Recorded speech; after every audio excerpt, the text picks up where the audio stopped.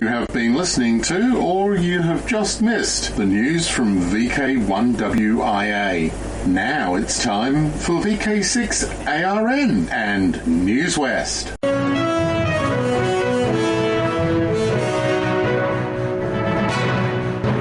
This is VK6ARN, Newswest. We are a community organisation and we've been serving up the best amateur radio news in Australia since 1931.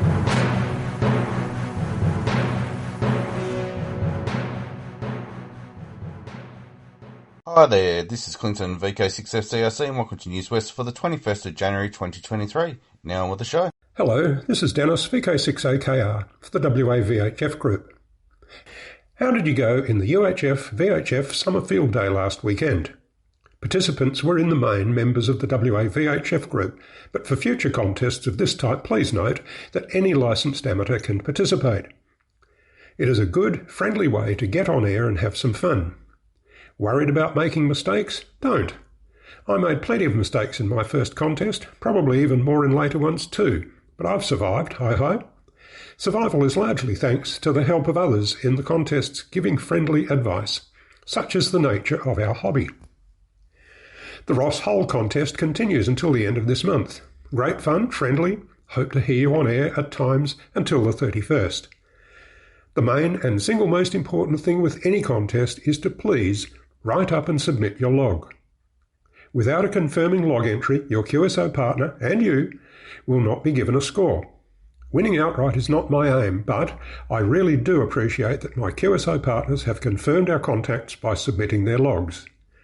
Stymied by how to log or transfer your handwritten notes into electronic form? Check with your club mates or send me an email. A change of pace. Most of you listening today will know that my club, the WAVHF Group, has its QTH at the Wireless Hill Telecommunication Museum site in Applecross. The special news today is that a new exhibition called Television News is starting and going through until the first week in May.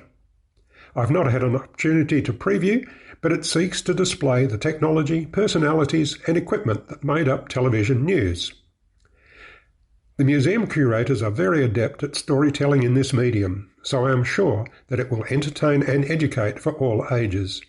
The exhibition launches today, Sunday the 21st at 3 p.m, if you have a chance to attend. But otherwise, check the City of Melville website for opening hours. Admission is free. I'll leave it there for today and invite you not only to the exhibition, but also to carry on in the Ross Hull contest, and, of course, to submit your logs. 73 from Dennis, VK6AKR, for the WAVHF group. If you happen to listen to the right part of the 80-metre band on a Tuesday evening, you might hear something that sounds like this.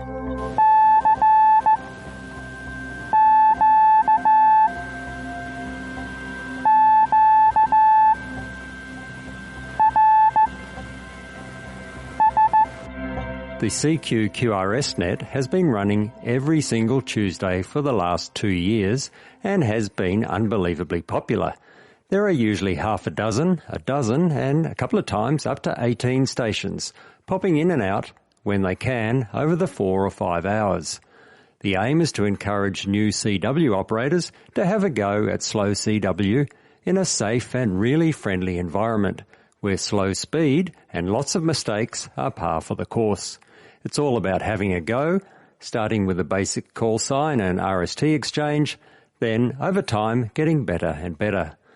The net also attracts its fair share of old-timers who enjoy helping others to have a go or just to enjoy the banter. So this might be just the opportunity you've been waiting for to have a go at transmitting on CW, or perhaps just to stop the contacts rusting up on your key. Doesn't matter whether you're brand new to the code or if you're an old-timer who would like to have a bit of fun and help encourage new operators by having simple, safe QSOs at their speed, we'd love to have you join in. The net starts at 0900 Zulu every Tuesday on 80 metres between 3540 and 3570 kHz, and there's stations in the west, east and in between listening out for your CQ-QRS call.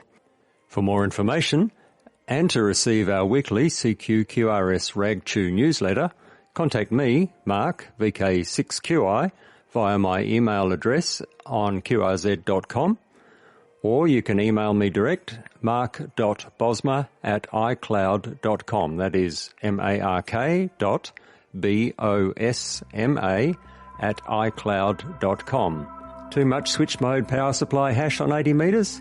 This might be the incentive to do something about it. With a cheap noise canceller costing less than $100, 80 metres could be easier than you think. So once again, Tuesdays from 0900 Zulu until late, between 3540 kHz and 3570 kHz. Cheers from Mark, VK2KI and VK6QI. Hi, just a little note about VK6RRG and the WARG Technical and General Net. Having it run every Sunday morning on VK6RLM, that's 146.750, or Channel 3 in the old money. And it starts at 10:30 a.m. this morning. Of course, if you're listening in the evening, it's next week. Hi, I'm Steve, VK6SJ, with this week's episode of Did You Know? Going to Dayton Hamvention in Ohio, USA has been on my bucket list for a decade or two. This year I needed to discuss a few things with Flex Radio, and I wanted to expand the variety of products in the shop, so it seemed like the perfect chance to get those tasks done and also see what Dayton was about. Picking up some other work over there for another customer to help pay for the trip, as well as working for Flex while I was there, was icing on the cake. So there I was, ticking off one of my bucket list items. How to describe Dayton: 25 to 30,000 attendees, 157 vendors, including all the big radio manufacturers, including Kenwood, surprisingly, but also lots of the smaller vendors such as Buddy Pole and Heil and the like. The look and feel of the event was not dissimilar to the Perth Royal Show, but only runs for 2.5 days instead of 10. There were food trucks and stands dotted around the event, one hall exclusively for use as a forum, 4 buildings for commercial exhibitors, and a large paddock full of flea market car boot style sellers.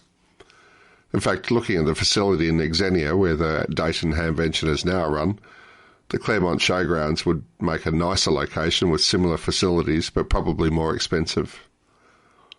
To give you an idea of the size of the market, though, there are 762,000 ham licenses in the USA, with just under 130,000 of them living in Ohio and its bordering states. In Australia, we have 19,500 licenses, and I think about 2,000 of them are in WA. There's a lot you can do with a market that size that's likely not going to happen here with our current population of hams. Still, if you scale down our population, a similar attendance should be in the order of 500, or 1 in 4 hams. Not sure off the top of my head how that compares to, say, Hamfest, but it's probably an appropriate amount. I might add that the USA has around twice as many hams per capita than in Australia. I wonder why that is. Looking at the Wyong Field Day that I've attended a number of times, it was a pretty good scaled-down copy of Hamvention, given the size of our market. Wyong typically has an area for forums, an area for commercial vendors, areas for car boot sales, and a few options for food. Wyong has the advantage of a far larger potential audience than we have here in WA. Makes me wonder what could be done if our amateur population, or rather the target audience of an event, was bigger. What could we do? If we expanded the interest of an event to the recreational CB and HF sectors, it would probably be catering to a potential audience of around 5 times the amateur population, so might end up with an attendance of more than 1,000. This could possibly allow us to run a forum in a separate room. They just don't work otherwise, in my opinion. And the size of the market would attract more vendors. It would also bring a bunch of people with similar interests into contact with amateur radio, which would almost certainly bolster our ranks. The forums tied in with Hamfest have been tried to varying rates of success. I think Perth Tech is by far the best example of the forum idea, but they typically don't cater for the vendor or flea market crowd. NCRG and PARG have both tried the forum idea in various forms with limited success, but both, as well as Hagfest, do a great job for vendors and anyone else wanting to sell stuff. If we catered to a larger potential audience, i.e. a combined audience from amateur radio CB and the recreational HF sectors, We get more manufacturers lining up to be a part of the event, which would also benefit our community in terms of more variety of goods on sale, more sponsorship of events, better raffle prizes, and a larger variety of forum topics. This isn't a criticism of our local events. We have great events here in Perth. While NCRG Hamfest has always been the premier event, Hagfest and Pargfest have lately been giving them a big run for their money. This competition's great for all of us as hams attending an event and the clubs running the event having to compete for attendance. So, next club meeting, challenge the committee to look further afield, not only for the things to do at your event, but also the size of the audience you might cater for. Better still, get involved yourself. Think about how your event might be attractive to more vendors, which will in turn drive up attendance numbers and generate more income for your club. Well, thanks for listening again. This is Steve, VK6SJ, with another episode of Did You Know? This is Newswest, your amateur radio news on VK6ARN, originating on the Newswest linked repeater network and HF relays. Would you believe it? Some information went out with the wrong date on it. Probably my fault. So let's correct it now. The Peel Amateur Radio Group annual Pargfest swap meet will be on Saturday the 10th of February, the first weekend of February.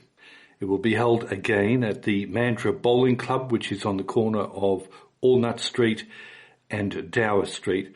It is just up the rise from the Mandurah railway station. The doors open at 8 a.m. for exhibitors, and at 9 the doors will be opened for buyers and for attendees.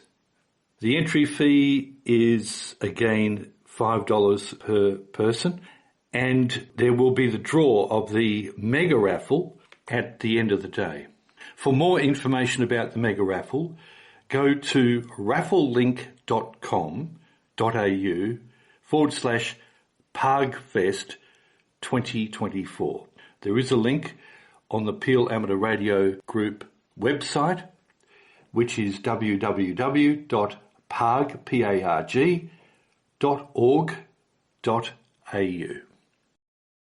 If you, your business or your club want to book a table at the annual Parg swap meet, please contact the secretary by email now. The email address is on the Parg website. Write this date up on your new 2024 diary now. Time, 0900 hours. Day, Saturday. Date, the 10th of February. Place, Mandurah Bowling Club. Address, corner Allnut Street and Dower Streets, Mandurah. Just up the hill from the Mandurah railway station. Purpose, Peel Amateur Radio Swap Meet and draw of the Mega Raffle prizes. The Peel Amateur Radio Group Mega Raffle is on again now. Prizes will be drawn at the event on Saturday the 10th of February. It is a great morning for all, and well worth the trip. Meet up with friends again and grab a bargain. Go to the PARG website at www.parg.org.au for more information. You may notice that Newswest has been light on for content lately, and I've been playing a lot of repeat stories, but you can help us to change that by sending your stories or contributions through to newswest@vk6.net. Hi, I'm Steve, VK6SJ, with this week's episode of Did You Know? I thought this week we might have a quick look at ham and mainstream communication suppliers in WA, not just shops where you can buy stuff for your weekend projects, but also to highlight some high-class manufacturers based here in WA who support our hobbies in ways that not everyone appreciates. So who do we have in WA? Anyone who's been in the hobby for 30 plus years will remember the TET Mtron brand. It was synonymous with tri-band Yagis and amplifiers and great quality tuners and other things you needed in your shack. While many of these products are no longer made by Mtron, TET Mtron moved to WA from Victoria about 15 years ago, and after a brief stint in Perth, moved to the coastal fishing town of Dongara, where Mark, the owner of Ted Emtron, still makes great quality antennas, antenna components, balons of all types and power ratings, and components such as coax connectors and lightning arresters. While most antenna manufacturers in Australia only sell assembled antennas, Ted Emtron will sell separately every component to build your own antennas, or you can buy a complete antenna in kit form that's proven very popular here in WA, as well as around the country. Mark appears in more hamfests around the country than any other ham supplier, bar none. Mark, along with the rest of the suppliers to our hobby in WA, donates heavily to most, if not all, clubs here with vouchers and products. Another manufacturer in Perth that gets less recognition than they deserve is Bushcom. Bushcom, as well as the ham-specific brand Horizon, make great products for both the ham and commercial HF sector. They make a great selection of wire antennas well suited for the lower bands that also work well in the high bands, and there are a lot of newer hams in Perth whose first antenna has come from Bushcom's factory in Bayswater. On top of that, though, they also make balons, mobile HF antennas, and also open to making the odd special as well. The face of Bushcom, Graham, is also often seen at ham events in WA and also sells many of his products to DX Engineering in the US, one of the world's largest ham sales organisations. He has some great boutique products such as magnetic loops and steerable dipoles for 40 metres. Might add he also donated 80 and 40 metre antenna to Ham College, which has been very much appreciated. Who remembers the Turlin brand beginning who knows when? I'm only 57, so I don't remember them starting. They made the iconic Outbacker and Ham Outbacker mobile tap whips that were the go-to antenna before auto antenna tuners became a thing. This was also a WA brand that enjoyed global exposure and was based here in Perth. Terry, the owner, still makes the odd shipment of product for his most loyal customers, including major international ham brands. In the regional areas of WA, we also have some great businesses supporting the hobby. In Albany, there's the leading edge, who's a registered ICOM ham dealer and an active ham, John, VK6KJ. And in Jolton, there's also another emerging ICOM dealership run by Greg, VK6FG. In Perth, many of the mainstream communications businesses have also supported our hobby in less public ways. A friend of mine who's busily building interest in ham radio in the scouting movement tells me that Radlink repaired his long out-of-warranty repeater recently, and I keep hearing of Steve at Digital Radio Systems in Canning Vale donating all sorts of stuff to various ham groups, including a couple of solar batteries to WAG recently. In the past, Perth has had a very special place in the communications industry. One of two of the largest commercial HF manufacturers in the world, Barrett, is based in Perth and now owned by the largest radio manufacturer in the world. Who hasn't seen a KL or KX repeater in a repeater sites across the country? Many a ham in Perth has worked for the manufacturer dating back to the late 80s and has a soft spot for those radios. A similar radio, but much updated, is still manufactured here in Perth by Spectra Engineering, the owner of which is often seen at hamfests in Perth.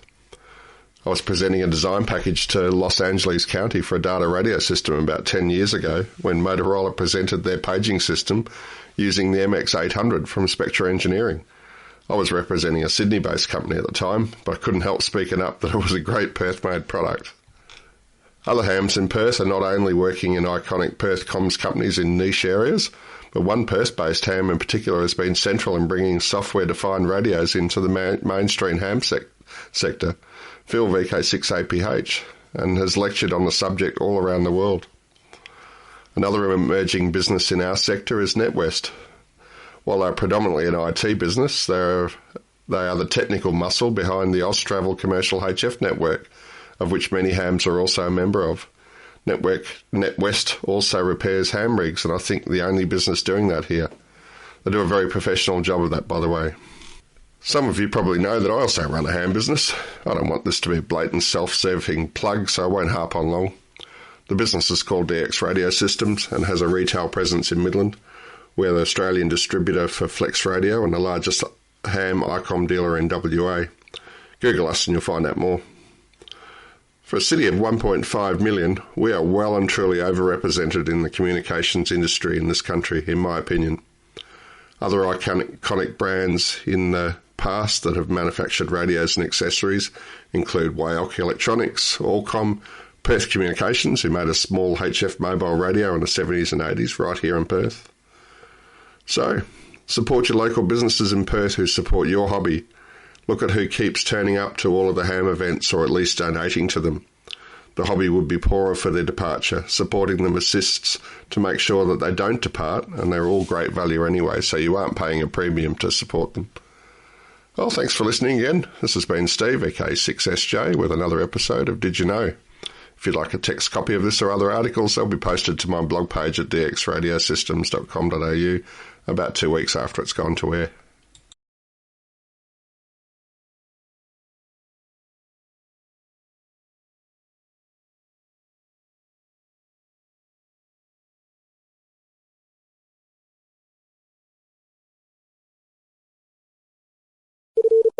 Foundations of Amateur Radio. From the 19th of February 2024, the ACMA, the Australian Communications and Media Authority, the regulator, is modifying the rules for amateur radio in Australia by moving to an amateur class licence, where all amateurs will operate under the same licence instead of under an individual one. You must be qualified to operate under the new class licence, and all currently licensed radio amateurs should now have been issued with a recognition certificate for their current qualification level. Keep this certificate safe. It authorises you to operate as an amateur and shows which call signs you currently hold. I've just received a revision that now correctly identifies my call sign, Victor Kilo 6 Foxtrot Lima Alpha Bravo, as a 4-letter call sign rather than 3 letters, which caused concern over the longevity of my call. There's no annual charge to operate as an amateur, no charge to keep a call sign, and no charge to do an exam. However, if you operate a repeater or beacon, you'll continue to require a transmitter licence. There are once-off charges for applications to consider and issue recognition certificates and call signs, but those are not new. The document that legally defines amateur radio in Australia, colloquially the LCD, is replaced by the Radio Communications Amateur Stations Class Licence 2023. The regulator carefully states that, quote, to operate an amateur station under the amateur class licence, you must comply with the conditions within it, end quote, but doesn't clarify if those conditions have changed or not. External commentary claims they haven't, but it was completely rewritten and it's difficult to compare the precise actual wording side by side. This has happened before, for example when the regulator introduced the limited licence in 1954, the novice licence in 1975, abolished Morse in 2004 and introduced the Foundation, Standard and Advanced licences in 2005. It was replaced again in 2015 and has been revised since, most recently on the 17th of November 2021. I suspect lawyers will find potentially unintended but material differences between documents, but to my knowledge that investigation has not yet occurred. I think this is a perfect example of where the peak bodies claiming to represent amateur radio in Australia have a responsibility. There are many rules around the who, how and where to conduct a qualification exam. For example, the regulator has decided that online or residential exams are not permitted, leaving venues, printed exams and postal delivery as an ongoing cost and concern. There are plenty of questions left. An amateur at advanced level can hold a club station call sign, but it appears that at a foundation or standard level you can no longer hold a club station licence, like Victor Kilo 6 Bravo Sierra Golf and Victor Kilo 7 Hotel Sierra Delta. You still need to log usage of a remote club station. Describing the requirements, the regulator uses both revise their arrangements and current arrangements will be retained in the same paragraph, apparently contradicting itself. The regulator will ask you every 5 years if you want to keep your call sign. This infers a system to contact you. What does that look like? How will it be maintained? Are there requirements for keeping it current? Does it need to have the location of your station, an email address, or just any means of contacting you? And is it public? The official register of radio communication licenses will no longer hold amateur licenses, so it's unclear how you'll be able to contact another amateur, or how we'll be able to know who holds which call signs at what level in which location and when a reminder is due.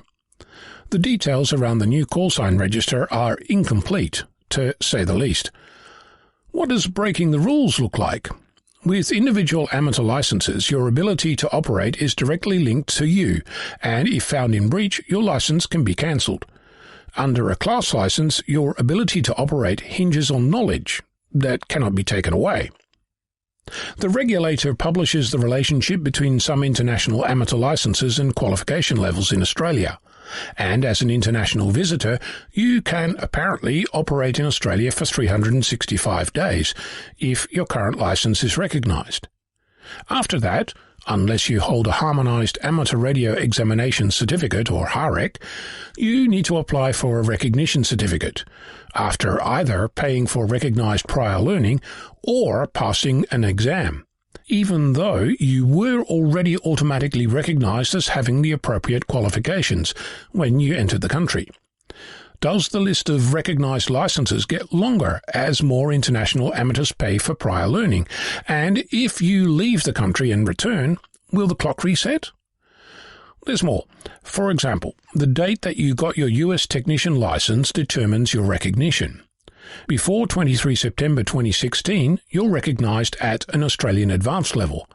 After that, at a Foundation level.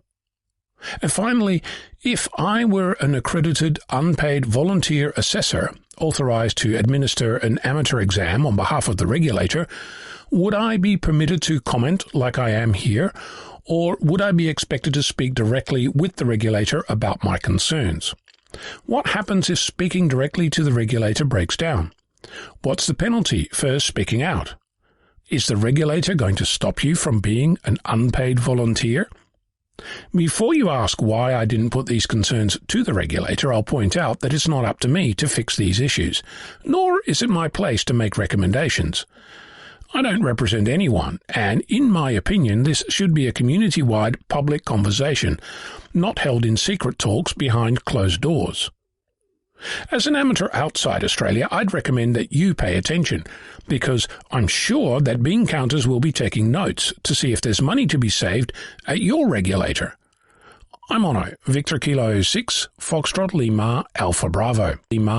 Good morning, this is Roy VK 6 X-Ray Victor with this week's hotline, the 21st of January 2024, for radio amateurs and shortwave listeners everywhere.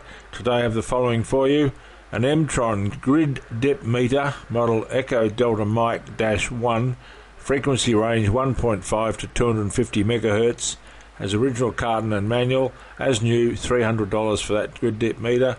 There's an Oscar Block power and SWR meter, model SWR200, frequency range 3.5 to 150 MHz, power 2 kilowatts, up to 2 kilowatts from 2 watts, and original carton and manual for that, and asking $100. There's also a Kenwood Tango Sierra 711 Alpha 2-meter all-mode transceiver, $300. There's a Kenwood TS811 Alpha transceiver, multi-mode 70cm transceiver, $300.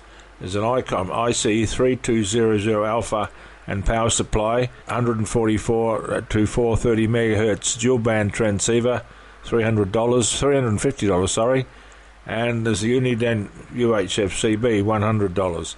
Contact Barry on his email bravo.juliet.burns@bigpond.com or mobile 0428 959 771. I'll go again, bravo.juliet.burns@bigpond.com or mobile 0428 959 771. I also have a premium software-defined transceiver model Flex 6700 transceiver, 3 years old but in pristine condition, comes with expert advice if you require any, and version 3 firmware, asking $7.5K or $7,500. And while it's the earlier version, it comes with the latest version controller. Amplifier was sold. Call Steve for that Flex transceiver, 6700 transceiver. Please call Steve on mobile 0447 767 518. 0447767518 or email to steve@kennedy-sarahjuliet.com.au. I'll say that again. Sierra Tango Echo Victor Echo, spelling Steve, @Kennedy, Kilo Echo November November Echo Delta Yankee, -sarahjuliet.com.au. And that's all I have for you for this week. If you like any items for next week, in the helpline, please call me or email me on roy.watkins@bigpond.com. That's Romeo Oscar Yankee.watkins@bigpond.com or VK6X-Ray Victor@bigpond.com. 7-3 until next time. Cheers for now. Hi there, it's Clinton, VK6FCRC, back with you. And did you know that Newswest is now on YouTube? Type in youtube.com/@Newswest weekly podcast -Kilo Zulu 7 Yankee Charlie. Oh, and before I go, I'd like to thank those watching on YouTube or ATV, the readers, and you for listening. I'd also like to thank our team, the broadcasters, and those submitting content each week. Please stand by now for callbacks after the broadcast. Or head over to the VK6.net website and fill out the forms so we know how many people are listening each week.